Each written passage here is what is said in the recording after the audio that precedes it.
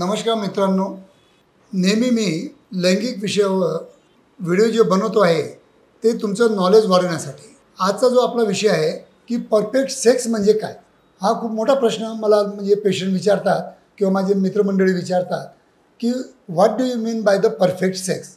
मी आहे doctor Umesh, as a clinical sexologist म्हणून गेल्या 40 वर्षापासून संपूर्ण महाराष्ट्रामध्ये मी लाखो रुग्णांना मार्गदर्शन करीत आलेलो आहे। मित्रांनो, परफेक्ट सेक्सची डेफिनेशन हे प्रत्येक कपलनुसार वेगळी होऊ शकते किंवा वयानुसार वेगळी होऊ शकते।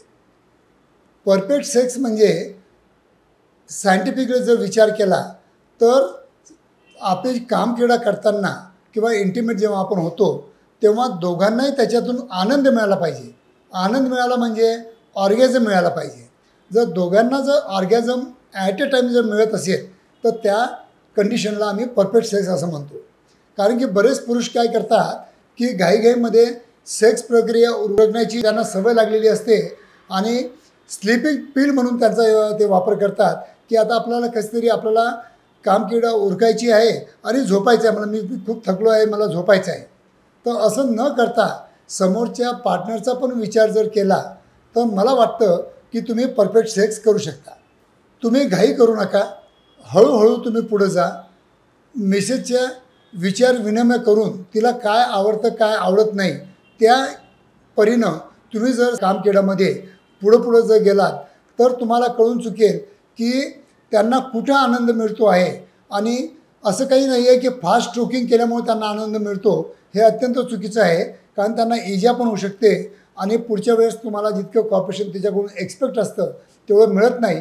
म्हणून स्लोली स्ट्रोकिंग करून स्लोली जाऊन जर ऑर्गॅझम द्यायचा तिला जर प्रयत्न केला, तिला रिलॅक्स करायचा प्रयत्न केला तर त्याला आपण परिपूर्ण सेक्स झालं असं म्हणतो।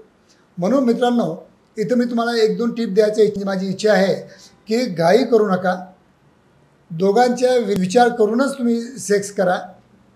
दोघांची इच्छा असेल तरच सेक्स करा। उगीच आपली इच्छा आहे पण आपल्या पार्टनरची इच्छा नाही आहे तर त्या दिवशी तुम्ही टाळा, कारण की तुम्हाला परफॉर्मन्स अँक्झायटीसारखे आजार पण डेव्हलप होऊ शकतात। म्हणून मी तुम्हाला एकच सांगतो की सेक्स हा आनंद घेण्यासाठी आहे, ते काही काम नाही आहे किंवा उगीच म्हणजे करायचं असा प्रकार काही करू नका। धन्यवाद मित्रांनो।